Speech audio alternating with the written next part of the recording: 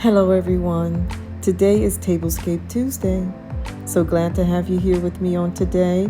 And today I'm sharing with you my Tickled Pink Tablescape. I will also display two slightly different tablescapes on today. I'm so glad to share with you also two different types of DIY projects. And although I was not able to get my breast cancer awareness tablescape out in October, this tablescape is dedicated to those that are faced with breast cancer and those that may be breast cancer survivors. Just know that you are women of hope, strength, courage, and faith. I am praying for you. So stay tuned, everyone. You don't want to miss this one.